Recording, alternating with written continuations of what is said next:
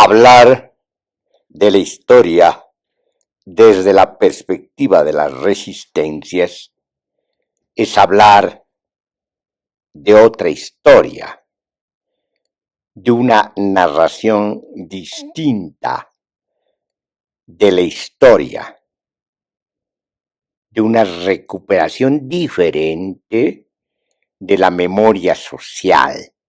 No se trata de oponer a la historia de los vencedores una historia de las víctimas. Desde nuestro punto de vista, la historia de las víctimas es complementaria, aunque simétrica, a la historia de los vencedores. Pero más allá de los que pretenden ser vencedores o los que se sienten víctimas, está la historia de las resistencias, que podríamos llamarla también la historia guerrera. La clave está en las resistencias. Las resistencias son la vida antes de la estructuración del poder. Porque hay poder, porque hay resistencias que vencer. La vida se convierte a los ojos del poder en resistencias. La pregunta es, ¿cómo ven las resistencias? ¿Cuál es la mirada de las resistencias? Obviamente, las resistencias no se ven a sí mismas como resistencias. Las resistencias se dan respecto del poder. Son nombradas como resistencias. Primero porque se enfrentan a la vida, quieren capturar la vida, quieren capturar las composiciones dinámicas de la vida, quieren capturar las fuerzas vitales para usarlas en la reproducción de las dominaciones, oponiéndose a las fuerzas vitales.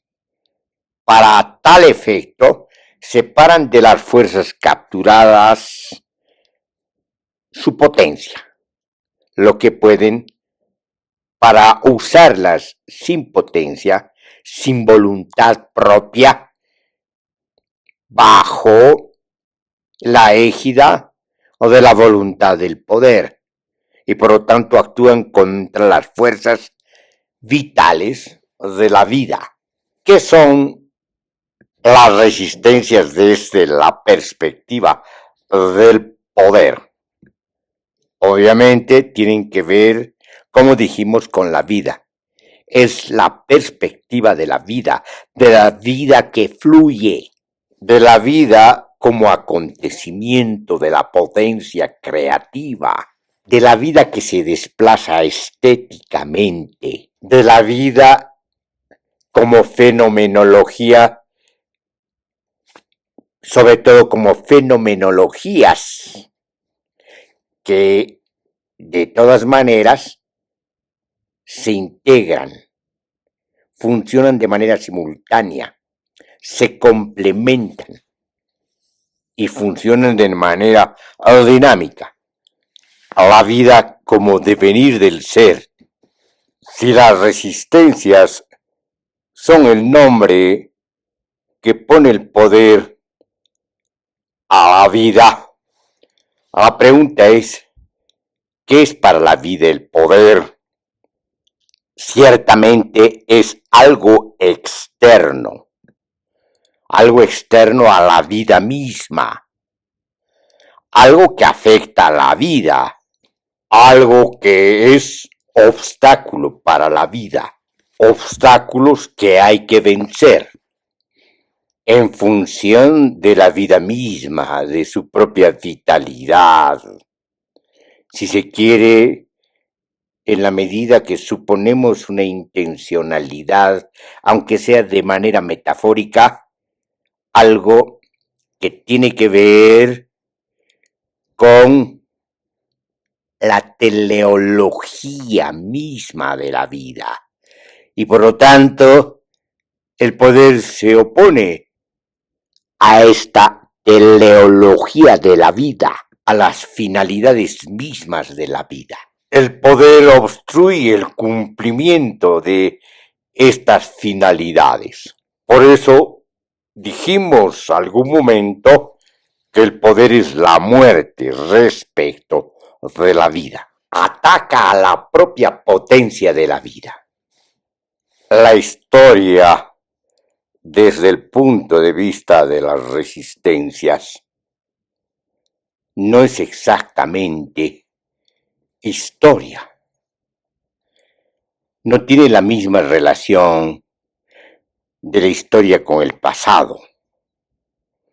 No se trata en este caso de la historia desde la perspectiva de las resistencias de un pasado, sino, en todo caso, aproximándonos a lo que queremos decir, se trata de un pasado vivo que se actualice en el presente y por lo tanto que siempre está como cambiando, como abriéndose a la comprensión de una perspectiva cada vez más auscultadora.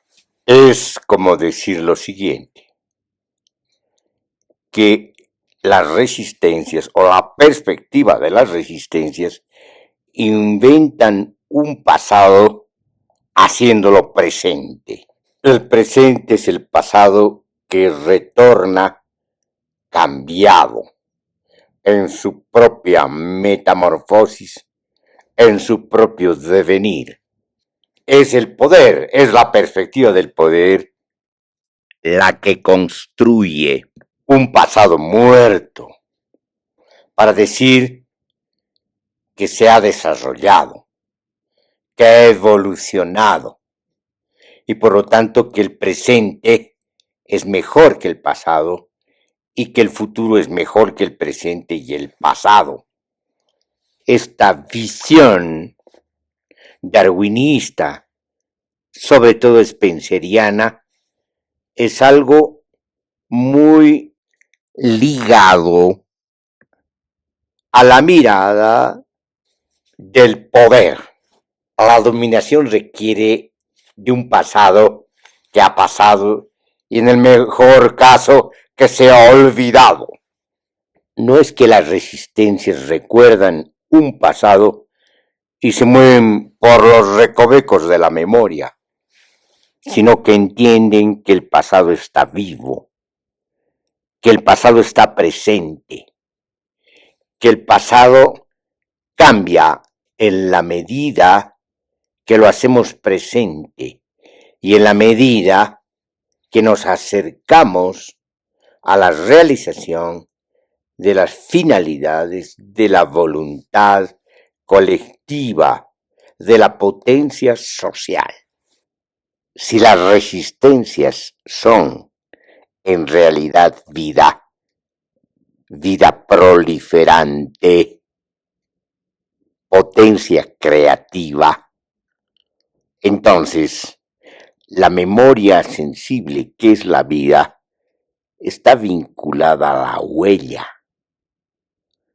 En cambio, la memoria social está vinculada a lo imaginario, al simbolismo, a la significación, es decir, a la narración. En este sentido, las resistencias no están vinculadas a la historia, no tienen apego a la historia, más bien están vinculadas a la gramatología, es decir, a la archiescritura que consiste en la interpretación de las huellas. Las huellas no hacen historia, es la interpretación la que construye una narrativa que llamamos historia y que convierte al tiempo en pasado. Las huellas, como dijimos, están vinculadas a la escritura, a la inscripción, a la hendidura en el cuerpo y en los territorios. Es así que podemos decir que para las huellas no hay pasado, hay presente, hay espesores del presente. En todo caso, se trata de un rastro de algo que ha pasado, de alguien que ha pasado. Mediante la huella podemos llegar a ese algo y a ese alguien, porque la huella nos muestra su ruta. Las huellas no nos llevan al pasado, sino más bien nos llevan al futuro.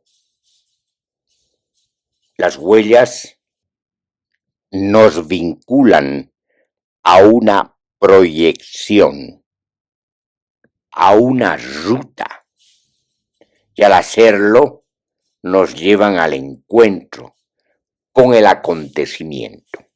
Para decirlo de otro modo más entendible y que pueda ilustrarnos, podemos decir, ciertamente parafraseando el mismo término de historia, que las huellas no nos llevan a la historia y por lo tanto no nos llevan al pasado, sino que las huellas nos llevan al futuro. Aunque volvamos a repetir lo mismo, es para remarcar lo siguiente. Las huellas no nos llevan a la historia, sino que hacen historia. Están vinculadas a una acción que ha quedado hendida en los cuerpos y en los territorios. No se trata del registro, del documento, mediante los cuales se puede reconstruir una interpretación histórica. Se trata de algo distinto. Se trata de la marca vital del acontecimiento, que puede dar lugar a distintas interpretaciones, por cierto, pero no se trata de eso. Lo que importa es que la marca nos lleva a lo acontecido y por lo tanto lo acontecido no sale del acontecimiento, del devenir acontecimiento, y en ese sentido nos lleva a algo que está más allá de las interpretaciones. Podríamos decir que nos lleva al hecho, pero esta palabra está muy trillada y puede ocasionar una confusión, peor aún, llegar a una simpleza positivista. Al hablar de hecho, nos lleva no solamente a la realidad como sinónimo de complejidad, sino a la realidad como sinónimo de acontecimiento. La huella misma es el resultado de un acontecimiento, de algo que ha ocurrido y nos lleva al encuentro del acontecimiento. La huella es vivencial, no una interpretación. Estamos en la vida misma, estamos viviendo, estamos en la vivencia. Se podría decir estamos en la acción, pero no es solamente eso. También podríamos decir estamos en la praxis, pero tampoco es suficiente, puesto que estamos en el acontecimiento vital. Estamos ante una escritura vital, no una escritura que ya se ha escrito, que se lee después.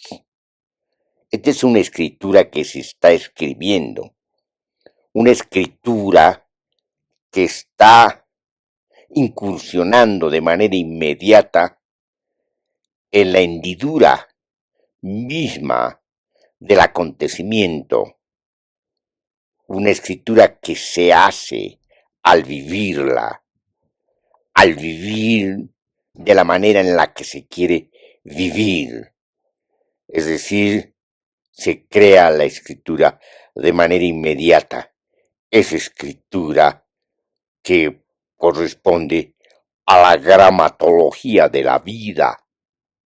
Interpretando todo esto desde la perspectiva filosófica, podríamos decir que de lo que se trata es de salir de la enajenación, salir del mundo de las representaciones y de las redes de lo imaginario y de las interpretaciones, salir de estos productos de la vida misma, pero que se exteriorizan de la vida, que se vuelven ajenas y que terminan debilitando a la vida. De lo que se trata es de volver a la vida, usar todas estas creaciones parciales de la vida para potenciarla, no para vaciarla, para volver a la vitalidad del propio acontecimiento.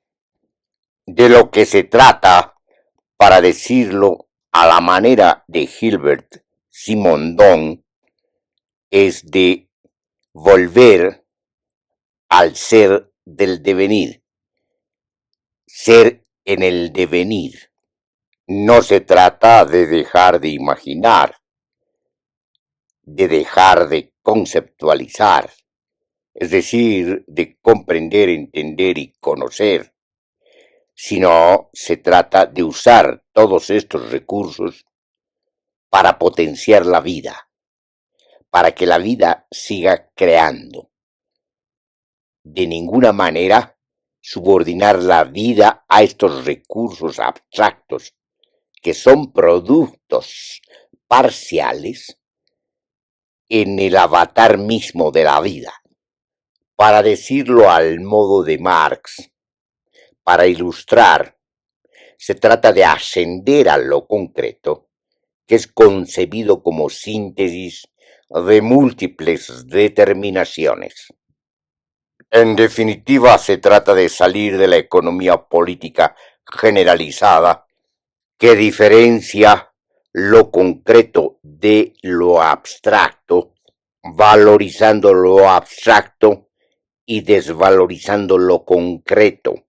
No se trata, por cierto, de separar, de diferenciar y de dejar las cosas fragmentadas, sino se trata de integrar los distintos planos y espesores de intensidad en los que se experimenta la vida de manera proliferante, para dar lugar a la historia desde la perspectiva de las resistencias. Es indispensable de construir la historia, de construir las narrativas de la historia, para poder diseminar las instituciones, es decir, los agenciamientos de poder que sostienen la construcción de la narrativa histórica. La historia efectiva de las resistencias también está vinculada a las singularidades. Por así decir, es historia de las singularidades, de la singularización de las mismas singularidades. Con Gilbert Simondon podríamos decir que tiene que ver con la individuación, con el devenir de la individuación. En ese sentido no se trata de historia desde la perspectiva universal, tampoco desde la cobertura global o desde la irradiación general, sino se trata de historias, de singularidades históricas, de la historia de la singularización en su pluralidad. Entonces estamos hablando de la posibilidad de múltiples historias que se entrelazan, que forman tejidos, pero también nudos. Y de lo que se trata precisamente es de descifrar y de codificar estos tejidos, descifrar estos nudos para entender el funcionamiento complejo de los tejidos espaciotemporales, sociales y culturales. De lo que se trata es de abrirse a campos de posibilidades, emergidos y expandidos por la proliferación de las singularidades, por los entramados y conglomerados de singularidades, y de lo que se trata es de realizar esas posibilidades. Para decirlo de algún modo, de lo que se trata es de lo que podemos llamar profesionalmente la praxis estética de la creación social. Estamos, pues, ante la contrahistoria de las resistencias. Esto no quiere decir de ninguna manera que se impide la narración histórica, sino que se opone a una pretendida narración histórica universal, abriéndose a distintas interpretaciones, en constante flujo, en permanente devenir. Nos abrimos a la hermenéutica de la historia, lo que quiere decir que se trata de las interpretaciones de nunca acabar. Una pretendida historia universal acaba, por el contrario, con la misma narración, pues la obstaculiza y la estanca, convirtiéndola en una verdad. Por otra parte, no se trata de interpretaciones.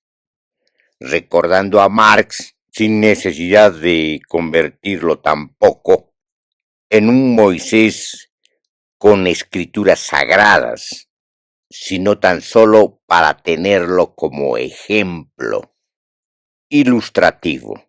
Marx decía que no se trata de interpretar el mundo, sino de lo que se trata es de transformarlo, lo que no negaba de ninguna manera que se deje de interpretar, sino que no hay que olvidar que la interpretación no está para quedarse en ella misma, sino para usarla en la transformación del mundo. Ahora diríamos que no solamente se trata de transformar el mundo, sino de salvar al planeta, de permitir que la vida continúe con el devenir de su potencia creativa. Para concluir de una manera taxativa, diremos que no se trata de interpretar la historia, sino de hacer historia, de hacer de la historia una escritura, una gramatología en devenir, incursionando por la misma aventura de la vida, inventando de manera proliferante sus creaciones estéticas.